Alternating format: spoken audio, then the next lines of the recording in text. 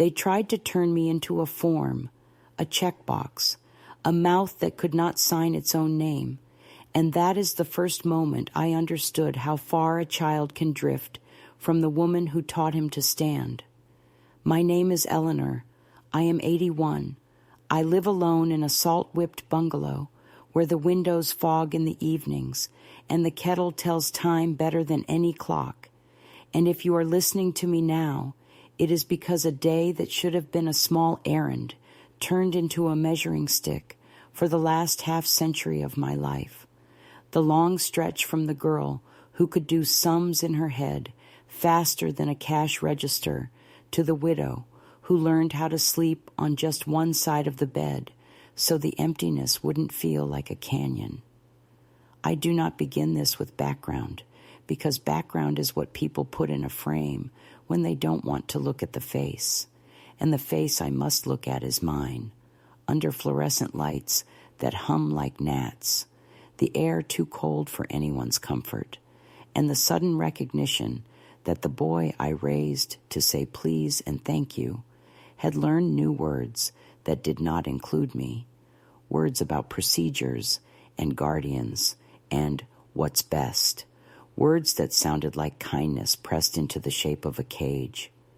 I am not naive about aging, and I do not romanticize it either.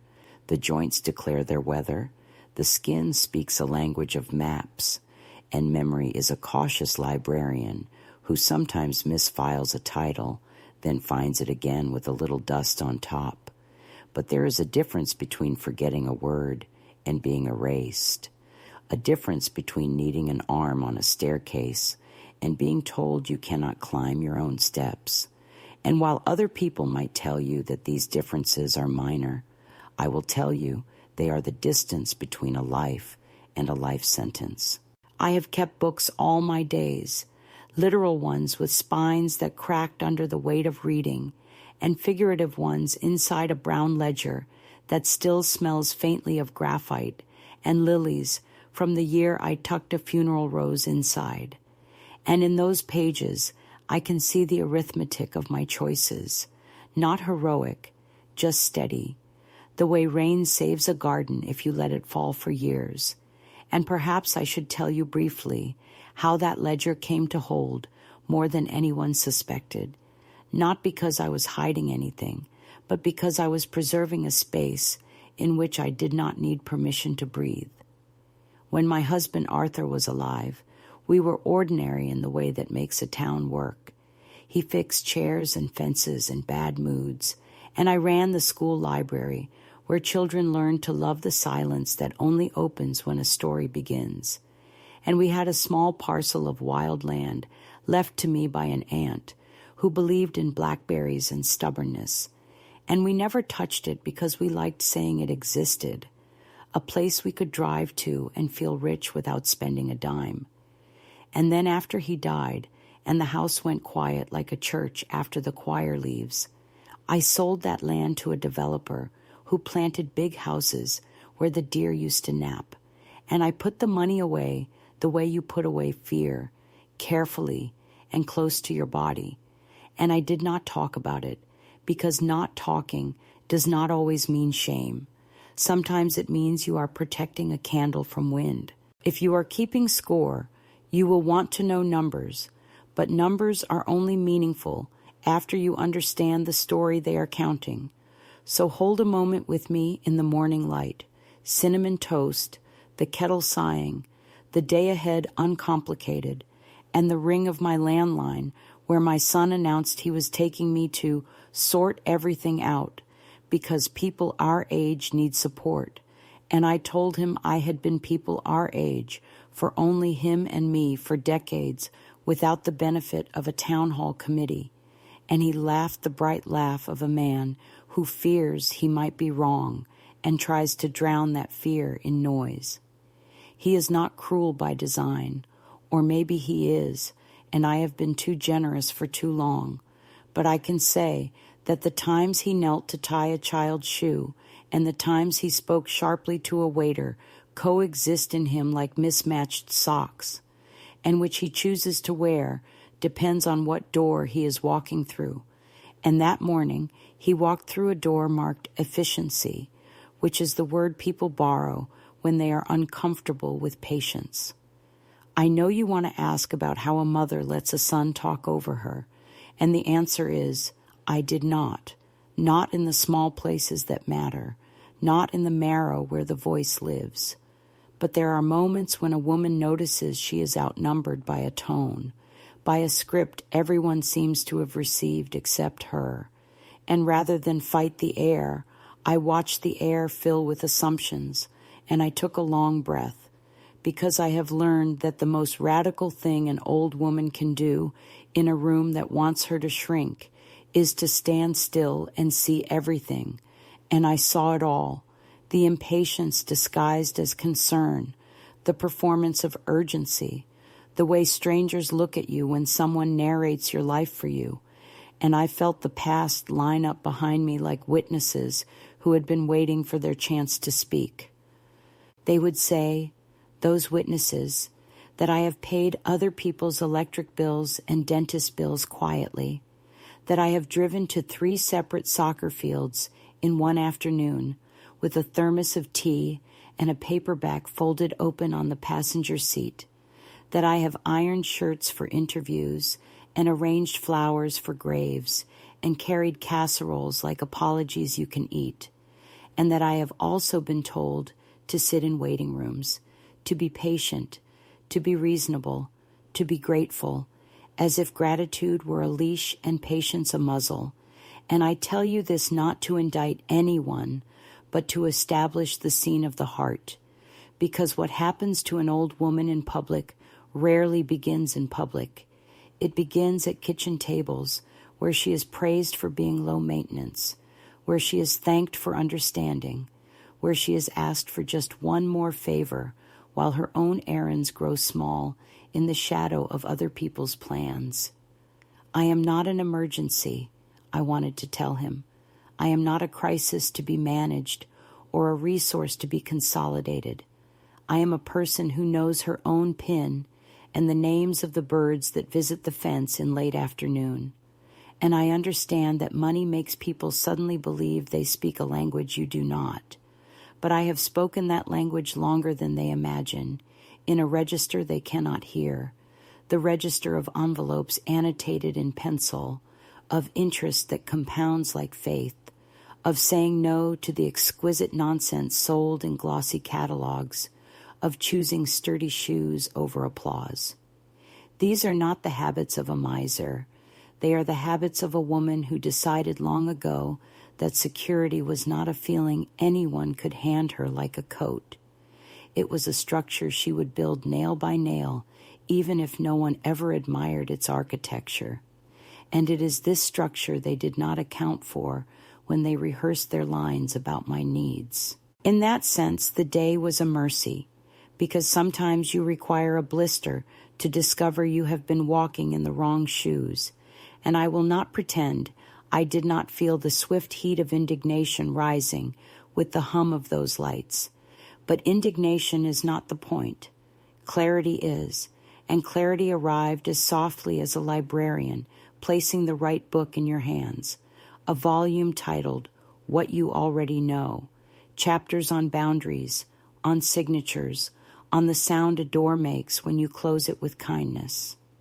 If the world is determined to confuse volume with power, I will let the world shout itself hoarse while I write down the truth in ink that does not fade.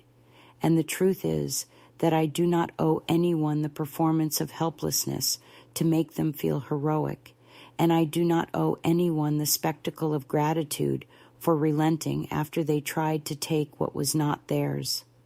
After the noise, there was the air again, cold and ordinary. And the ordinary is where I live best, in the tasks that do not trend, in the wash hung indoors when it rains, in the good knife sharpened and put back in the drawer, and in the small ritual of making tea for one and sitting at the little table by the window to consider the day as if it were a letter addressed to me alone.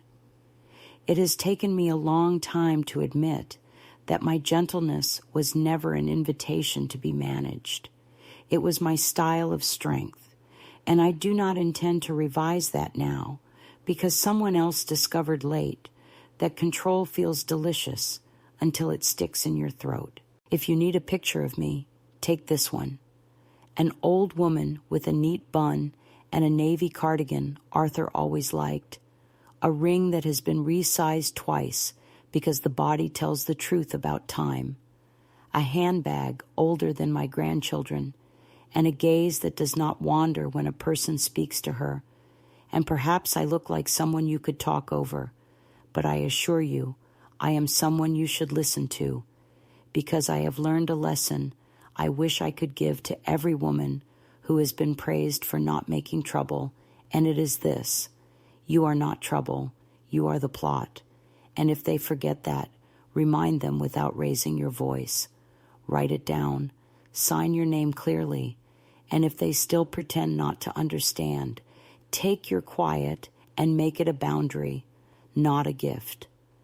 I came home that evening with a calm I did not expect, brewed tea, opened my ledger, pressed my palm against the page as if I could steady time itself, and understood that the story had turned not into something loud and vengeful, but into something precise and merciful, a rebalancing that required no audience.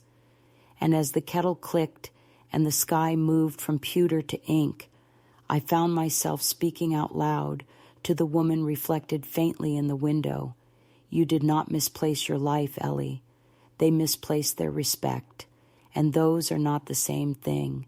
You are still the keeper of your keys, your accounts, your lamb's wool scarf, your recipes, and your reasons. And tomorrow you will do what you have always done when someone underestimates you. You will tidy the counter, put on your walking shoes, and go where you need to go, unhurried, unafraid, and entirely yourself. The morning after that uneasy conversation, I woke to the sound of rain ticking on the roof and the smell of damp earth drifting through the cracked window. And I remember thinking that everything felt heavier, even the air, as if the sky itself understood that something unspoken was waiting to happen. My son arrived early, too early for courtesy, his car idling in the driveway like a nervous thought, and when he came in, he carried that brisk energy of a man who has already decided what the day will be. He spoke of errands, of needing to make things simpler, of sorting my paperwork before anything happens. The phrase made me smile because nothing was happening except his need to control the narrative.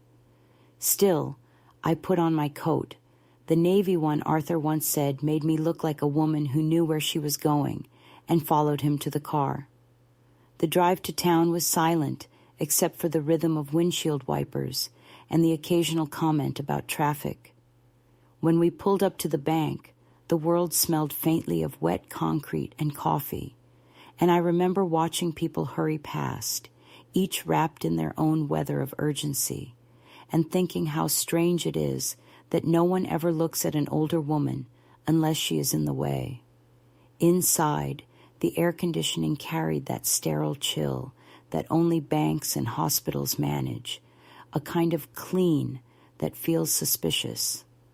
My son walked a step ahead, the posture of someone who mistakes guidance for leadership, and I followed with my handbag tucked neatly under my arm, aware of the distance between us that no small talk could bridge. At the counter, he explained to the young teller that we needed to update my information, his tone clipped but polite, the way one speaks to a service provider, not a person. I smiled at the teller, a woman with soft eyes and a name tag that read Marie, and told her it was simply an account review, nothing dramatic.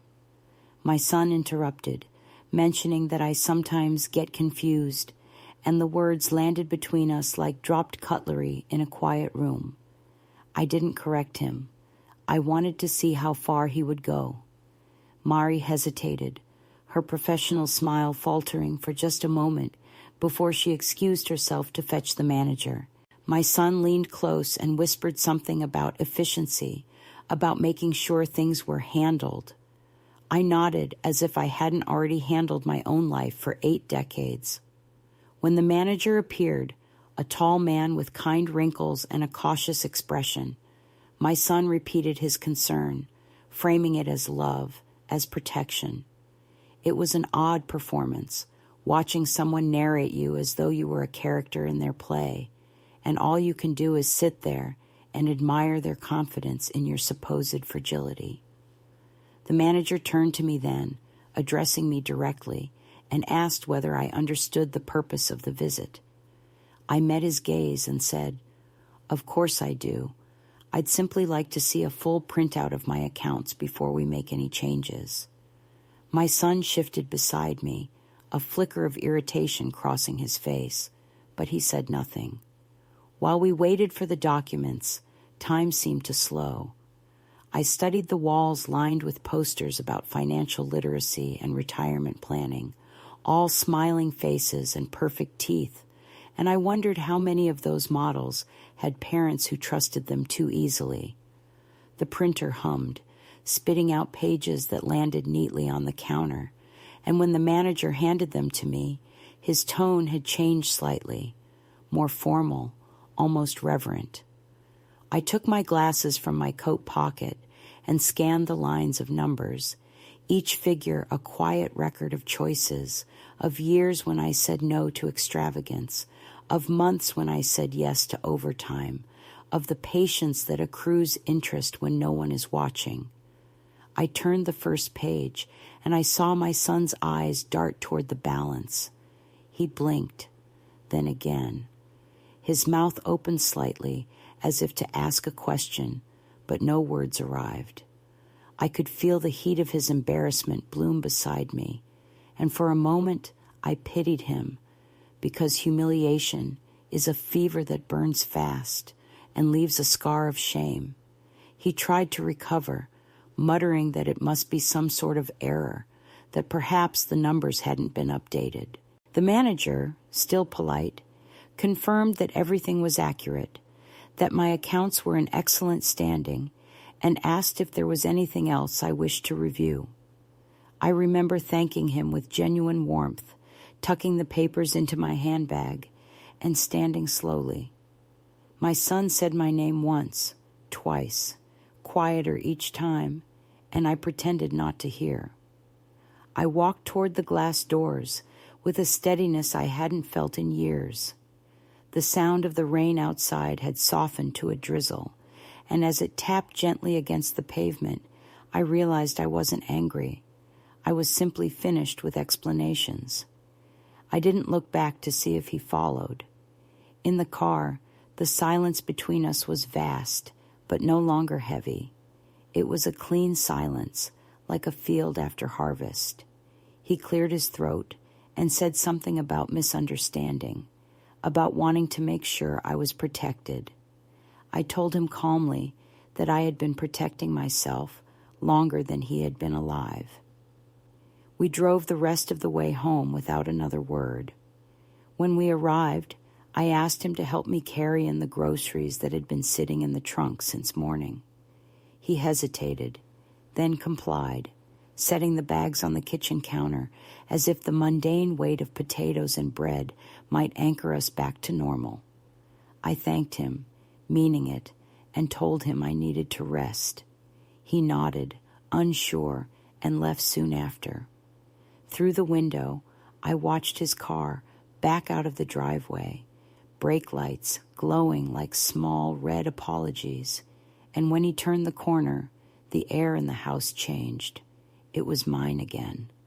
I hung my coat on the back of the chair and placed the bank papers on the kitchen table, smoothing the creases with my hand. The numbers no longer looked like digits. They looked like years, like choices, like the sum of all the times I had trusted my own judgment.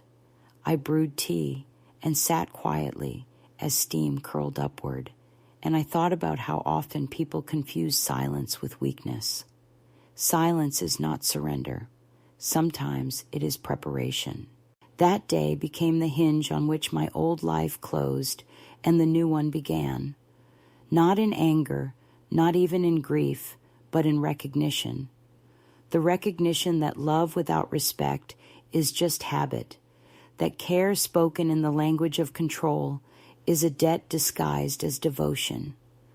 I looked around the small kitchen Arthur and I had built together and felt his presence not as nostalgia, but as confirmation. You did what we promised each other we would do. You stood up when the moment arrived.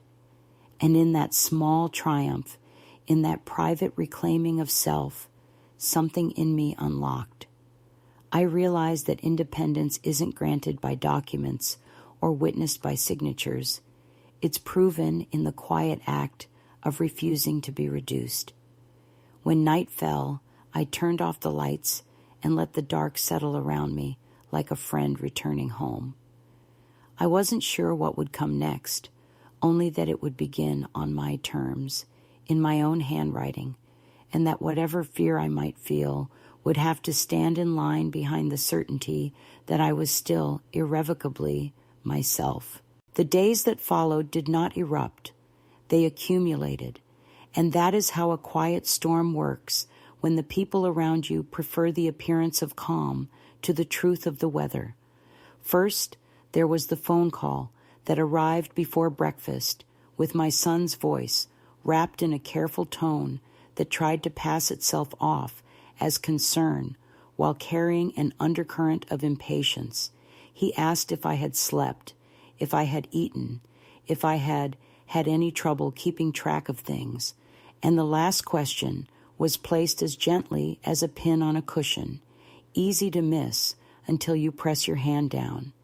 And I answered in the same even register I used to settle a library full of restless children, saying that I had slept fine, that the oatmeal was perfectly adequate, that the day's list had already been written out in my narrow script, and still he suggested we might move me to a smaller place so I could be near people who could help, then pivoted so quickly to telling me about a busy week at work that I almost missed the sound of the proposition closing like a drawer. After we hung up, I stood by the sink, watching the last of the rain slide down the glass, and I felt not anger, but a fatigue that seemed to belong to the bones rather than the muscles, as if the body keeps its own archive of what it must carry when a conversation insists on pretending it is only about logistics. Later that morning, a neighbor I have known for years stopped at the gate with her dog, and in the exchange that should have been about hydrangeas and the stubbornness of slugs, she let her eyes travel past me toward my windows and asked in that sing-song way polite people have whether I had plenty of visitors these days. And I realized the circle had widened in the way rumors do when they wear the costume of worry. The new rhythm was subtle but unmistakable. My mail began to arrive with sticky notes from my son suggesting which envelopes he would handle, implying that the ordinary commerce of my life had become a puzzle too elaborate for me to solve. There was a text about consolidating utilities, a calendar invite that appeared on the tablet.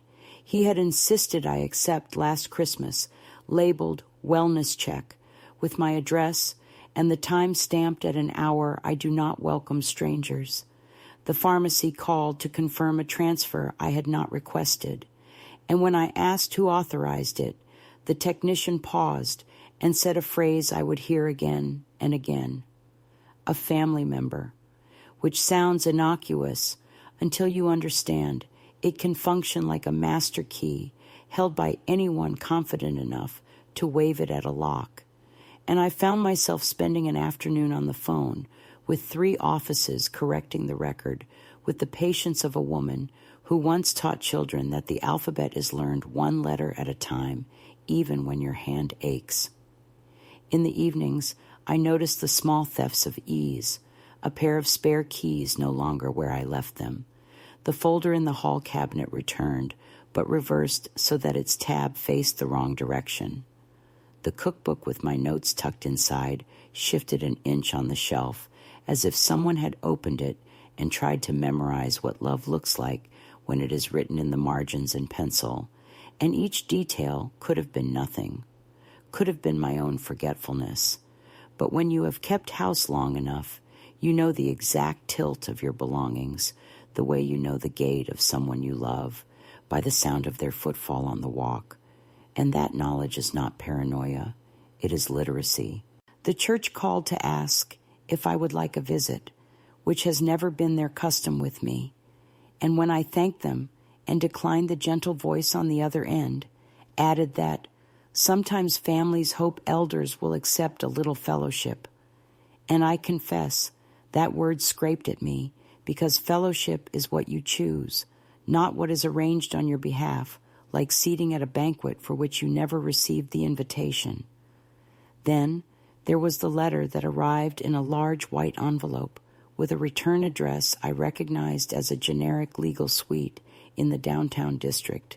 Inside, a brochure about future planning, highlighted in yellow, and a sticky note bearing my son's familiar handwriting. Just options, it said, as if possibility were a pamphlet strangers could hand you without asking whether the life you have is already the option you chose. Night stretched, not with fear, but with watchfulness, the house speaking in its small languages, the sigh of ducks, the modest protest of a stair, the tick of the baseboard heater, and I found I could parse those sounds from the new ones that do not belong. The quick press of a camera shutter from a car idling an extra second at the curb, the double ring of my landline that keys a voicemail when a person hangs up before I can answer, and I recognized a choreography being assembled around me in which I was meant to stand still while others moved chairs and curtains to adjust the light, because light can make anything look different if you are determined to ignore the shape beneath. My son began to stop by with lists, the kind of lists that imply momentum and benevolence, home safety audit, medication reconciliation, emergency contacts, phrases that belong in responsible literature, and yet in his mouth felt like labels for a display case. And I responded with tea and conversation and a calm that increasingly surprised even me, because I remembered the first year after Arthur died and how the mailboxes of widows become magnets for recommendations about alarm systems and powdered soups and new companions, and how I had smiled then too, making notes where needed, throwing away what was meant to sell me a version of myself I did not recognize. The true escalation was not volume, it was accumulation, because one morning I found that the spare teacup I keep for guests had been moved to the lower shelf I never use, and then, when I went to reset the laundry room clock to adjust for the season, I noticed a square of adhesive still tacky at its corner, where a camera could be mounted by someone who believes indirect supervision is merely a modern kindness. And for the first time in weeks, I sat down on the washing machine lid and let the weight of it settle, not crushing, but clarifying, the way a heavy quilt can steady the breath on nights when the wind wants to carry your thoughts through the trees. I did not make a speech. I did not even make a phone call. I stood and fetched the small screwdriver from the kitchen drawer that holds batteries and rubber bands and the secrets of how a household survives, and I turned the clock forward and back again to be sure I liked the sound of its tick, and in that unremarkable motion I understood that a life can be defended with gestures so ordinary they never show up in anyone's grand accounting, that resistance can look like labeling the jars again in fresh ink, because the handwriting reminds you who you are when someone else is practicing a signature that resembles your own a little too much. That protection can be as simple as buying a new ledger and beginning on page 1, not because the old one is compromised, but because sometimes the act of starting fresh is itself a shield. I began to document the days with a librarian's precision, not to arm myself for battle, but to restore the narrative to its rightful owner, noting the time a neighbor paused a beat too long at my open door, the hour my son texted to say he was just passing by, and the way the cat that visits the yard flattened herself and slipped under the lilac bush as his tires touched the curb. The date the clinic confirmed I had not authorized any transfer of records. The exact phrasing used by the community volunteer who phoned to reassure me that help is available, which is a sentence that means well, and sometimes also means, we have already decided what you need. When doubt arrived, because it does arrive even for the stubborn and the sure-footed, it did not come as a question about my mind. It came as a memory of a boy in muddy sneakers offering me a dandelion and calling it a bouquet, and it is a difficult thing to reconcile the small hand that once trusted your palm with the adult hand that lines up documents on a table like pieces of a puzzle he believes he must solve before time solves it for him. And in those moments, I did not punish the past version of him or the past version of me. I simply acknowledged that love without curiosity is capable of cruelty it cannot name. On the third Friday, after the rainy morning that changed the air, I woke to a brightness that made the sea look like a sheet of hammered silver, and I took that as permission to walk to the edge of town where the path rises and the wind has never learned to whisper, and from there I could see the entire small grid of our streets and the roofs that hold stories that never make it into the newsletter. And I told myself out loud, because sometimes you must hear your voice to believe it, that escalation is not only what they do, it is also what you refuse. You refuse to become the person the pressure anticipates. You refuse to rhyme your steps to a drum you did not choose. You refuse to surrender the small dailiness that proves you belong to yourself. And when I turned back toward home, I noticed I was walking more slowly, not because I was tired, but because the ground under me felt newly mine. That afternoon, a delivery I had not ordered appeared on my porch, a box containing a device with a cheerful instruction booklet promising connection and safety and peace of mind, and I laughed quietly because peace of mind is not sold in sturdy cardboard with recyclable packaging. It is cultivated in the practice of attention and the discipline of boundaries. So I slid the box into the hall closet and made a note to ask my friend at the senior center if anyone wanted it for their granddaughter. Then I sat at my kitchen table where the light falls in a square across the wood like a benediction, and I sharpened a pencil and wrote down 3 lines I thought might be worth keeping. Do not outsource your voice. Do not confuse noise with care. Do not sign what erases you. And after I underlined the last sentence twice, I closed the ledger and brewed tea and stood for a long minute at the window, watching the tide begin its slow, inevitable return. And I recognized myself in that movement, not dramatic, not sudden, but certain, gathering strength in the quiet, while the shore rearranged itself, one grain at a time. For a while I believed that endurance was the same as peace, that if I simply continued to perform my life with patience, the noise around me would quiet on its own.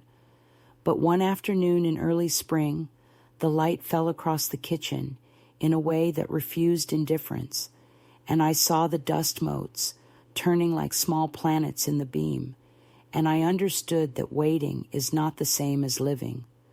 The house had grown too silent. Even the clocks seemed to hesitate before ticking, and the air smelled of paper and lemon oil, that scent of order which can disguise stagnation. I brewed tea and sat by the window with the bank statement spread before me, the same pages that had once caused my son to pause mid-sentence. And as I traced the columns with the edge of my nail, I realized that the numbers represented not just years of thrift, but also permission, the permission I had always postponed granting myself. It was not rebellion I felt rising, but something steadier, a pulse of practicality that carried a moral clarity. If I could organize shelves and school catalogs for 4 decades, I could certainly reorganize the terms of my own life. The first act was deceptively small. I called an old colleague named Marjorie, a woman whose laughter still held the crisp edges of the classroom, and asked for the name of her lawyer, saying only that I needed advice about updating documents. She did not pry, bless her. She simply gave me the number and reminded me to wear the good scarf because offices are always too cold. When I arrived 2 days later, the receptionist offered water and a pen that refused to write until I shook it, a detail that somehow steadied me. Even in professional rooms, the world remains imperfect, which means it still belongs to the living. The lawyer, a calm woman with silver hair cut in a line as precise as her diction, listened as I described what I wanted: a transfer of executorship, a new power of attorney, a trust for education in my husband's name, nothing dramatic, only an adjustment of balance. She asked if I was sure. I said that certainty is a quiet thing that happens after a long season of being underestimated. When I signed, the paper absorbed the ink without bleeding, and the sound of my pen moving was almost musical. Leaving the building, I felt the air differently, as if the molecules had rearranged to make room for me. I walked the length of Main Street instead of calling a taxi, noticing details I had ignored for years: the bakery window fogged with sugar, the bookstore cat asleep on the display of mysteries, the young couple arguing tenderly about a stroller. The ordinariness of it all reminded me that change need not be grand to be true. Back home, I opened the small safe Arthur had installed behind the pantry shelves and placed the new documents inside, careful as always with the folds. And then I did something impulsive. I took out the photograph of us on our last trip, the one where the wind caught my hair and he laughed at my attempt to tame it, and I placed it beside the papers. Not as sentiment, but as witness. He had always believed in practicality, joined with affection, and I imagined he would approve of this act as both. That evening the phone rang, my son again, his voice rehearsed into casualness, and for the first time I let the call roll into silence. I did not owe him an explanation for my boundaries any more than I owed an apology for my competence. The following morning, I took the bus to the Coastal Library, the one that had survived every budget cut, because people still wanted somewhere quiet to remember themselves, and I asked if they needed volunteers. The young director looked startled at first, then grateful, and within an hour I found myself sorting returned books into neat alphabetized rows, the rhythm of titles sliding under my fingertips like prayer beads. That simple movement soothed the part of me that had been braced for confrontation. Instead of resistance, I felt restoration. The next weeks unfolded with a discipline I recognized from my working years, but had forgotten how to claim. I made lists again, but they were mine alone: groceries, garden chores, letters to write, documents to copy, walks to take. I stopped waiting for the doorbell. I rediscovered the slow pleasure of choosing fruit at the market without anyone hovering to judge whether I remembered prices. Evenings I read by lamplight, sometimes aloud just to hear a steady voice fill the room. The neighbors must have noticed a difference because their glances changed from assessing to respectful. Autonomy has a posture, and people recognize it even when they do not name it. Yet the real transformation was interior. I began to understand that forgiveness is not an act performed for others, but a way of freeing the self from the constant rehearsal of injury. When the urge to explain my decisions rose, I replaced it with breath. When I imagined my son defending his interference to friends, I wished him clarity rather than guilt. That small shift of intention was more radical than anger, for it meant I no longer required acknowledgement to validate the truth. Midway through this quiet revolution, I discovered that the garden behind the house had begun to bloom early. The hydrangeas, which usually sulk until June, were already showing pale clusters, and the rosemary had spread almost rudely into the pathway. I knelt to trim it and thought how roots behave. Given a boundary, they test it, but once they find space, they claim it fully without apology. That is the wisdom of survival.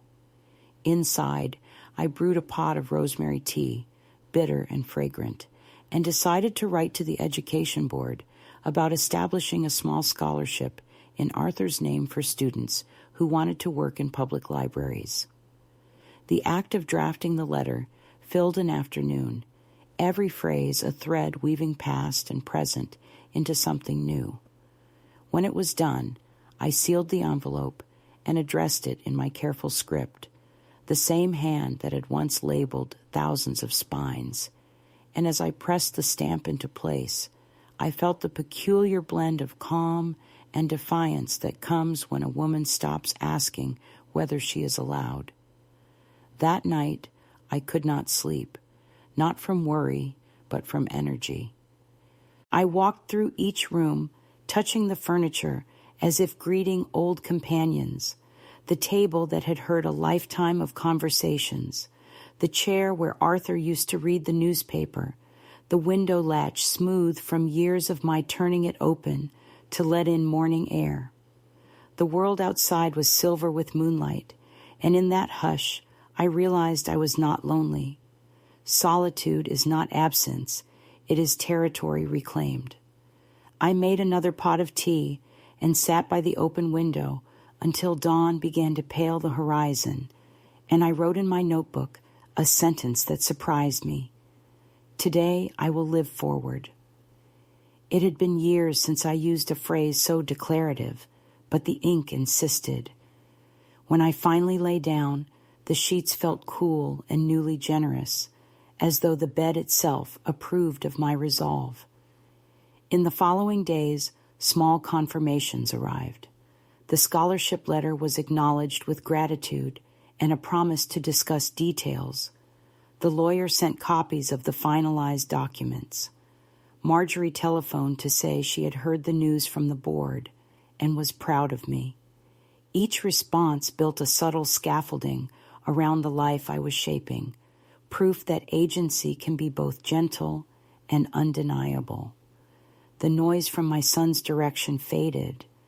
Perhaps he had recognized that silence can also be a door closing. I found myself humming again while washing dishes, a habit Arthur used to tease me about, saying I turned every chore into a rehearsal for joy. The hum returned now, not as nostalgia, but as rhythm, the sound of someone moving in harmony with her own pulse. By the end of the month, the transformation was visible even to strangers. The clerk at the market greeted me as Miss Eleanor instead of dear, and I did not correct her. The librarian started setting aside new arrivals she thought I might enjoy.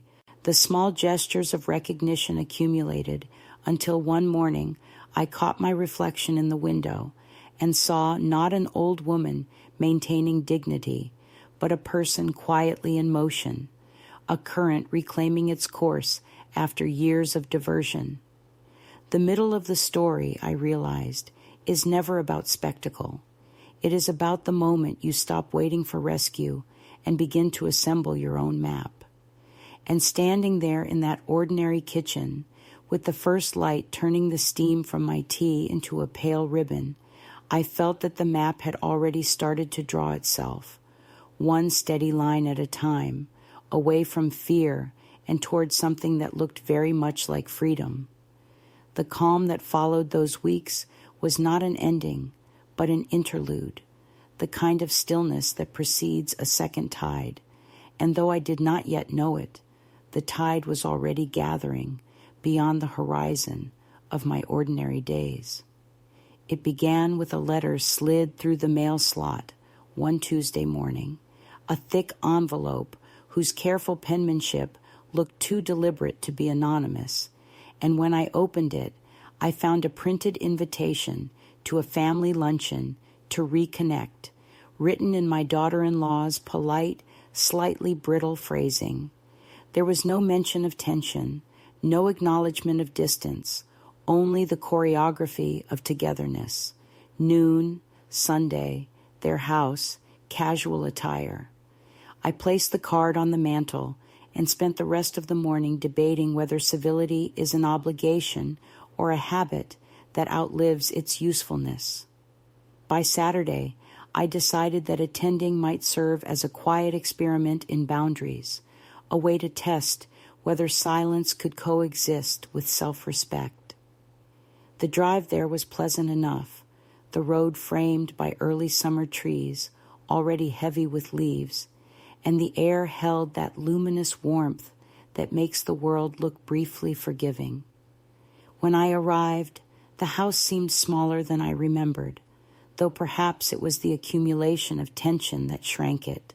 My son met me at the door with a smile that was practiced but not unkind, and his wife hovered behind him, holding a tray of glasses filled with lemonade, her fingers tight around the edges. The table was set with the precision of guilt disguised as hospitality, and as we sat down, I noticed that every topic they offered, weather, local news, the upcoming renovation of the park, circled politely around the unspoken matter that sat between us like a third guest. Halfway through the meal, my son mentioned that he had heard from a mutual acquaintance at the bank about my new arrangements, and the word arrangements landed like a small hammer dressed as curiosity. I took a sip of water and replied that yes, I had organized things to make my affairs easier to manage, that it was simply a matter of order. He nodded, but his eyes were bright with the alertness of a man scanning for a loophole. Then came the sentence he must have rehearsed, that perhaps I had been influenced, that people sometimes take advantage of older clients, that it might be prudent to review everything together just for peace of mind. His wife placed a hand on his arm, murmuring agreement, her voice trembling with the strain of diplomacy. I felt the familiar mixture of sadness and astonishment, that they still could not imagine my competence without questioning its origin, as if clarity must have been lent to me by some benevolent stranger. I answered softly that my peace of mind had already been accounted for, and that it was a line item not open to negotiation. The air thickened. He tried to smile, failed, and said he was only trying to help, that he could not bear to see me isolated. I told him I had never felt more surrounded by my own life, my memories, my choices, and that isolation is not measured by proximity, but by respect. The conversation slid into silence then, punctuated only by the faint clink of cutlery. Afterward, in the kitchen, his wife offered me coffee and whispered that he had been worried sick, that he hadn't slept well since the day at the bank. Her eyes shimmered with sincerity, and I believed that she meant it, though the worry she described was not for me, but for the collapse of his certainty. When I left, the sunlight outside was blinding, as if the world refused to dim itself for our discomfort, and on the drive home I felt both drained and oddly serene, because the confrontation had revealed what I needed to know. They would not stop testing the perimeter of my autonomy until the fence became visible to the eye. So I decided to make it visible. The next morning, I called my attorney again and asked her to draft a letter formalizing my decisions, not as a rebuke, but as clarity on paper, a map of boundaries that could not be mistaken for invitation. She agreed and said she admired my composure. I told her composure is simply experience arranged neatly.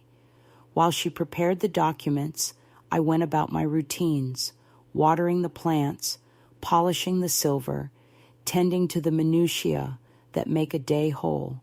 Yet beneath the surface calm, there was movement, the sense that something unseen was gathering, and within a week it arrived in the form of calls from relatives I had not heard from in years. Cousins who had never written suddenly wanted to visit. An old neighbor left a voicemail saying she was concerned, and even the pastor appeared one afternoon at my gate carrying the expression of someone sent on an errand they do not fully endorse. He spoke gently about family unity and forgiveness, and I listened with the patience I used to reserve for students explaining late homework, nodding until his phrases exhausted themselves. When he finally asked whether I might consider reconciliation, I told him reconciliation requires recognition, and that forgiveness offered to denial is merely decoration. He looked startled, then relieved, as if honesty were a form of mercy. Soon after, the pressure shifted from persuasion to performance. My son began sending small gifts, each one carefully chosen to suggest affection without apology. A framed photo from years ago, a set of scented candles, a note about how he missed our Sunday lunches. I placed each item in a box in the closet, not from resentment, but because I wanted to preserve evidence of the pattern, the oscillation between intrusion and sentiment that has defined so much of how families handle guilt. The calls became less frequent, but more calculated, always at times when he knew I might be alone in the house. Once he left a voicemail quoting something Arthur used to say, as if invoking the dead might summon compliance. Instead, it summoned clarity. I realized that people often mistake nostalgia for trust, assuming that shared history can substitute for present integrity. It cannot. One evening in late July, as the heat settled heavily across the coast, there came a knock at the door that carried urgency rather than courtesy. It was his wife again, standing on the porch with tears on her cheeks, asking me to please talk to him, that he was distraught, that he feared I hated him. I invited her in, made tea, and let her speak until her sobs quieted into sentences. She confessed that he had been trying to consult another lawyer, that he was afraid of being left out of whatever I was planning, that he could not bear the idea of losing what he saw as responsibility. I understood then that the battle was not about money, but about identity. He could not imagine himself without the role of protector, even if the protection was unwanted.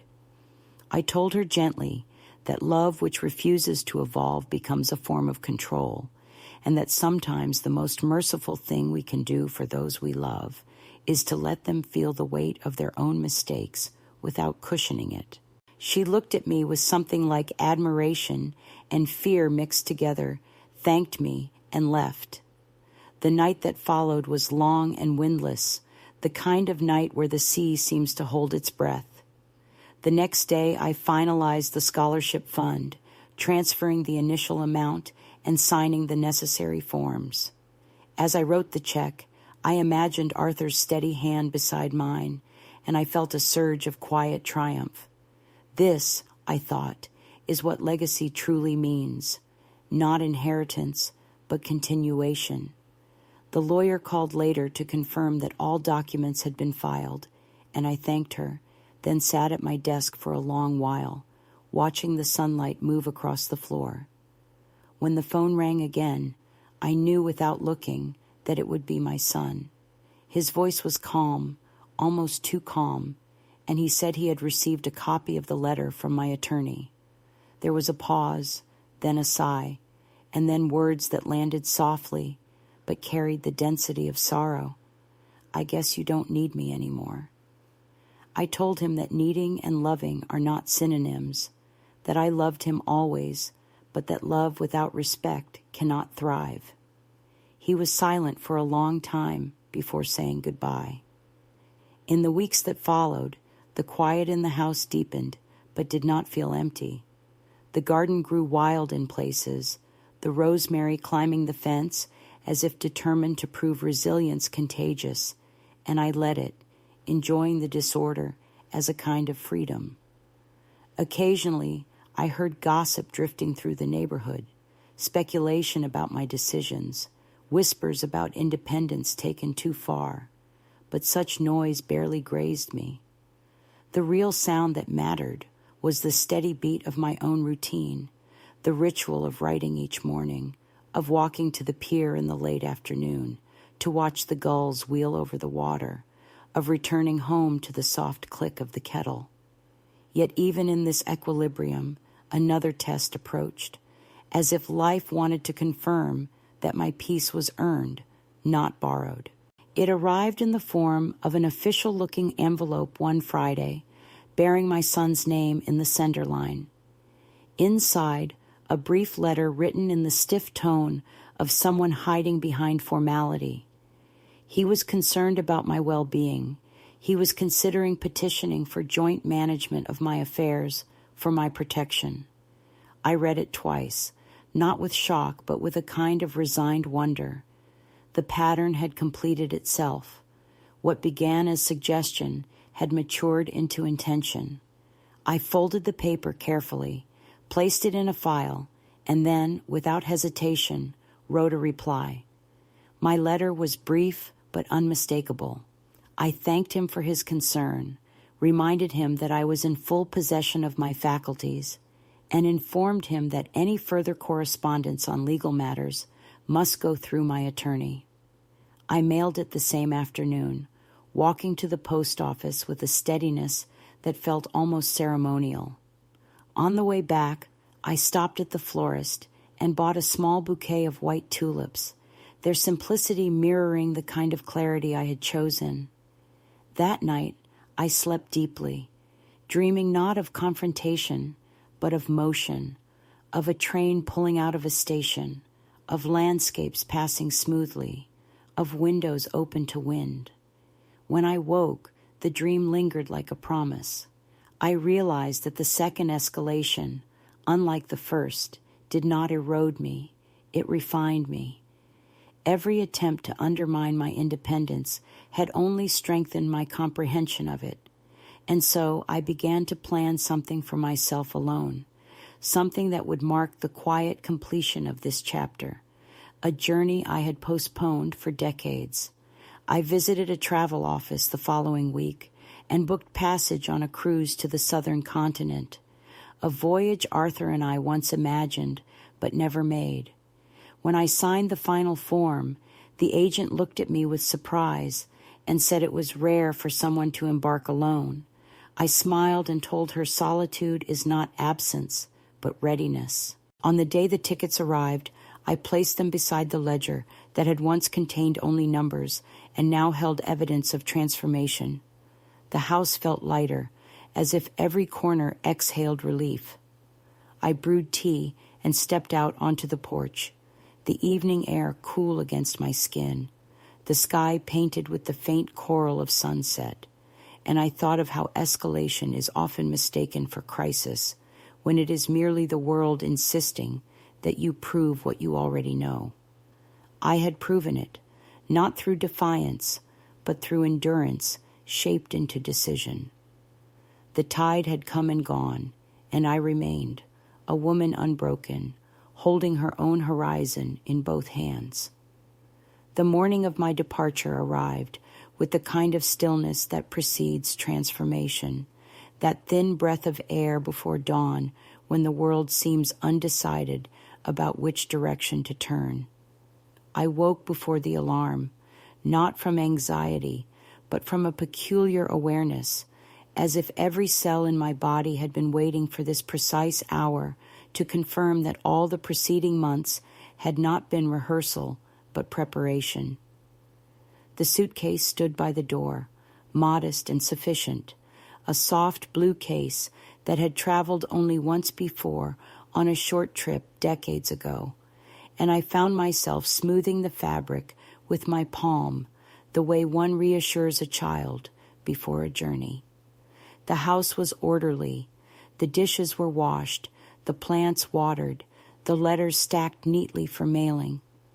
I walked through each room once more, not out of sentimentality, but to acknowledge the geometry of the life I had built, the placement of each object, a quiet proof that order can be an act of love. When I reached the window overlooking the garden, the first streak of sunrise touched the rosemary and turned its gray-green leaves silver. I whispered goodbye to the silence that had been both companion and teacher. At the harbor, the air was sharp with salt and promise, gulls circling above the masts in ragged choreography. The ship gleamed in the early light, a vast and gentle creature of steel, its decks echoing faintly with footsteps and laughter of passengers who had already boarded. As I handed over my ticket, the clerk glanced up, surprised perhaps by the steadiness in my gaze, and wished me a pleasant voyage. I thanked her, and in that simple exchange felt the magnitude of ordinary dignity, the right to move through the world without being questioned. When I reached my cabin, a small room with a round window framing the horizon, I set down my bag and sat on the narrow bed. For a long moment I simply breathed, feeling the ship's subtle sway, that first pulse of movement that means departure has begun. Outside, the sea stretched open like a book waiting for ink, and as the port receded into distance, I thought not of escape, but of arrival, of how sometimes one must go far to meet oneself again. I took out the leather-bound notebook I had carried for years, the one that had begun as a ledger of accounts and become a record of awakening, and on the first blank page I wrote a sentence I had never dared to write before. I am answerable only to my conscience.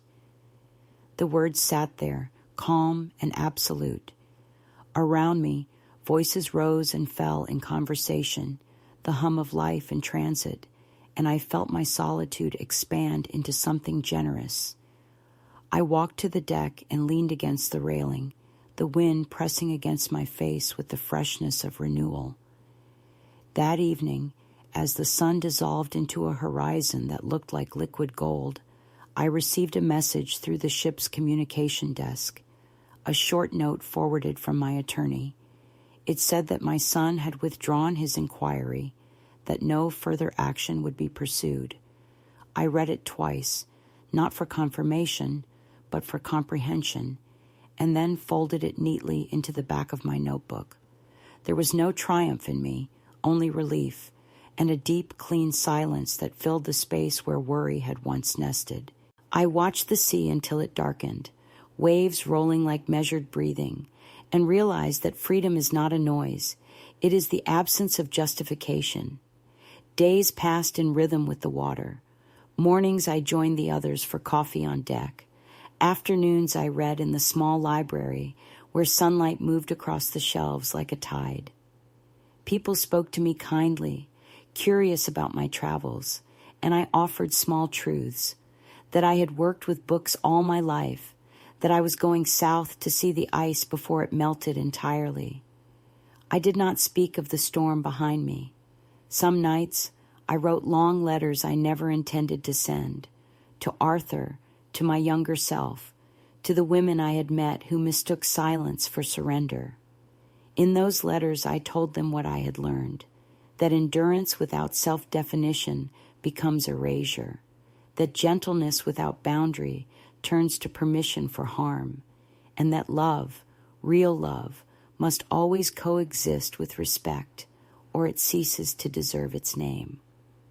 On the 7th day, the ship crossed into colder waters, and I stood on the deck wrapped in a coat that once belonged to Arthur, the fabric heavy with memory. Icebergs drifted in the distance, monumental and impermanent, their edges blushing pink under the sun.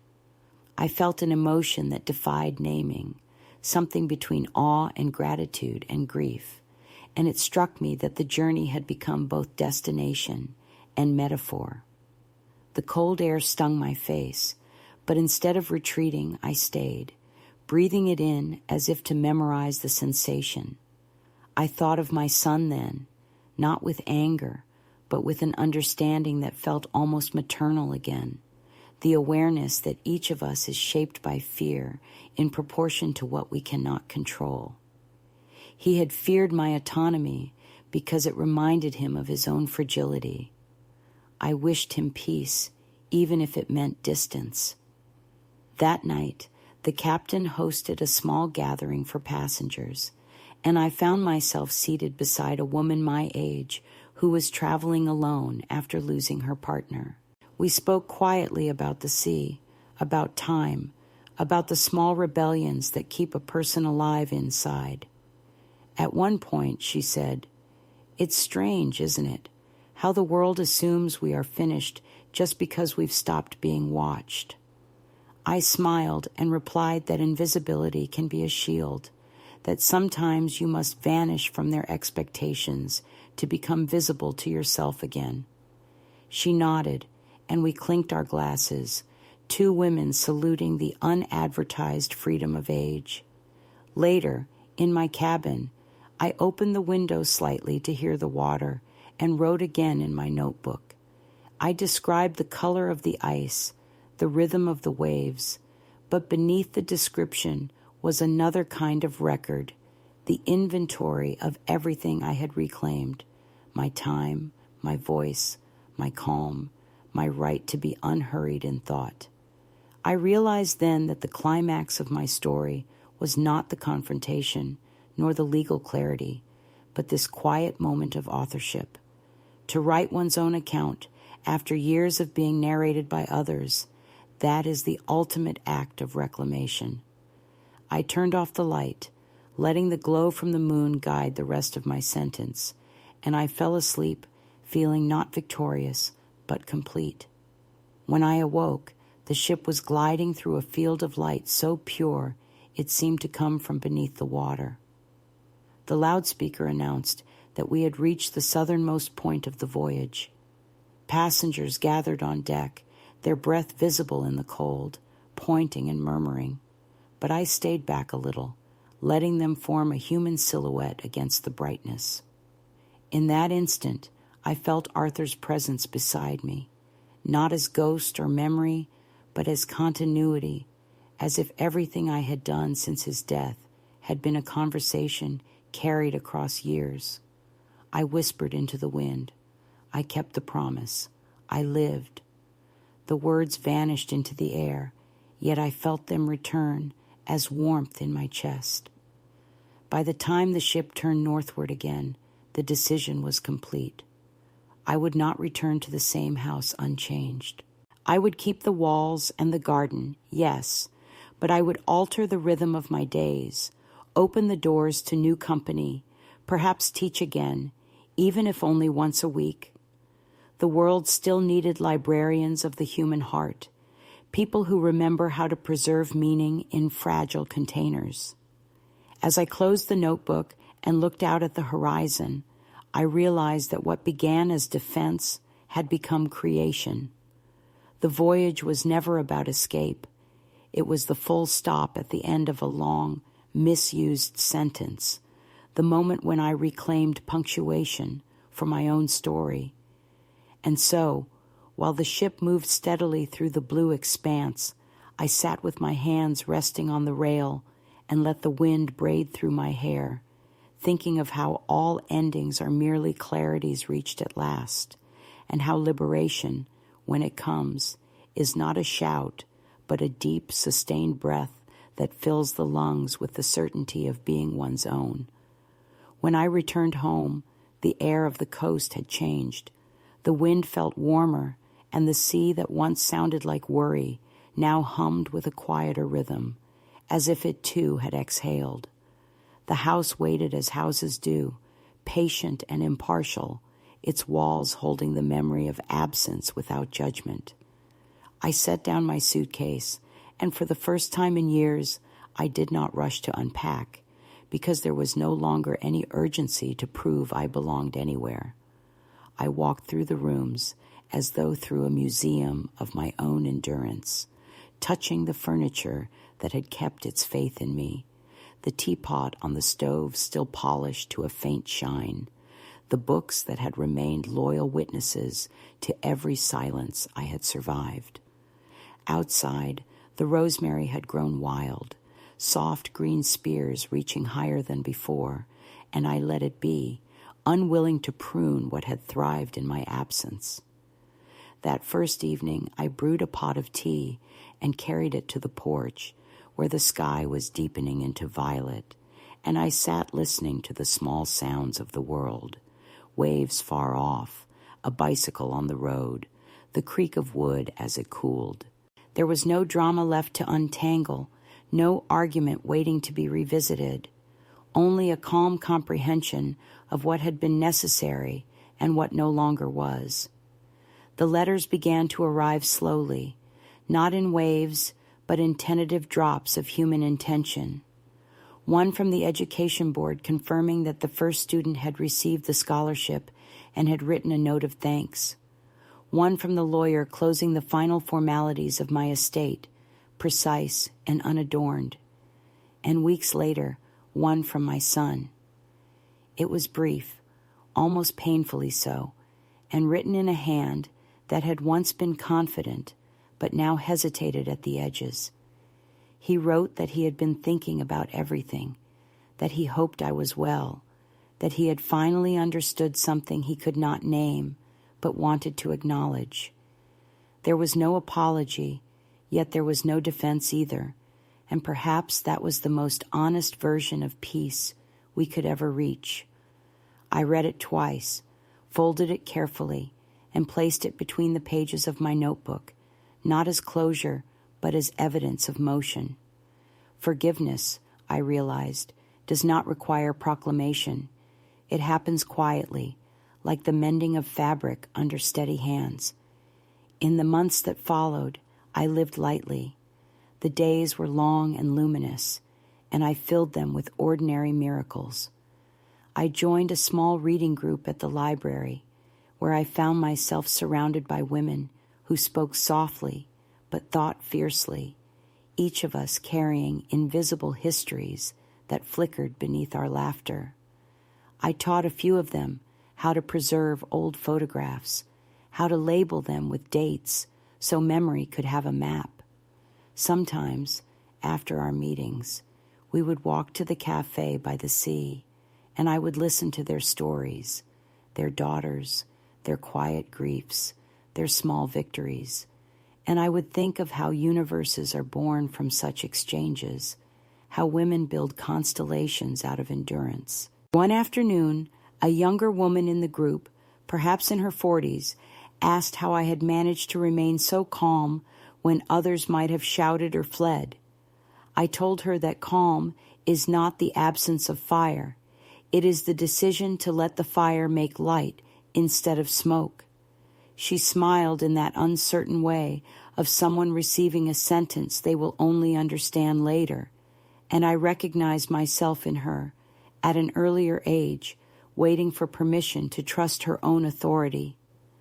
Autumn came, gold and fragrant, and the house began to feel less like a shell and more like a companion again.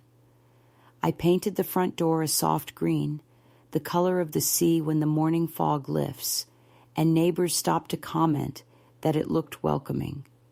Perhaps it did. I found pleasure in small domestic rhythms, bread rising, linen drying in the sun, the precise fold of a letter. Once, while organizing a drawer, I found the old keys I had once feared lost. I turned them over in my hand, their metal warm from the light, and realized that the objects I had believed might betray me had only been waiting for me to reclaim them. I hung them on a hook by the door, a quiet symbol of ownership, not of property, but of presence. Sometimes in the evenings, I'd take out the notebook and read the early pages, the columns of figures, the tremulous entries of doubt, the measured sentences of resistance, and I feel a tenderness toward the woman who wrote them. She was frightened, yes, But she kept writing. She endured the noise until it broke against the wall of her patience, and then she built from its fragments a new language of belonging. I suppose that is what this age gives you, not serenity as much as perspective, the ability to see your life as a landscape instead of a tunnel. The conflicts that once seemed unbearable have settled into topography, hills and valleys, uneven but coherent. Now, when the tide comes in at dusk, I walk to the edge of the path and watch the horizon darken. Sometimes I imagine Arthur there, not as a ghost, but as a steady presence in the rhythm of the waves, and I tell him about the students who will read because of his name, about the garden, about the world that continues to insist on beauty despite our doubts. I tell him that our son is finding his way, that forgiveness is a long road, but one worth walking, that love remains even when its form changes. The sea listens without interruption, its patience endless, and when I turn back toward the house, I feel that same patience settle in my bones. If there is any wisdom in this story, it is not dramatic. It is quiet, like the soft closing of a well-used book. I would tell any woman who hears echoes of her own life and mine that it is never too late to become visible to yourself again. The world may try to narrate you into smallness, but the page remains yours if you pick up the pen. No act of self-definition is wasted, no moment of reclaiming too small to matter. The grand gestures fade. What remains are the steady choices, the gentle insistence on dignity, the calm refusal to be diminished. Tonight the lamp on my desk burns steadily, and the house hums with its modest peace. I have a pot of tea cooling beside me, a letter half written to a friend, and the faint scent of rosemary drifting through the window. The ledger of my life is no longer measured in accounts or grievances, but in clarity. I am no longer defending what is mine. I am simply living it. And as I close this notebook, I realize the story ends not with a declaration, but with an invitation to breathe, to begin again, to trust that peace, once earned, is its own proof of worth.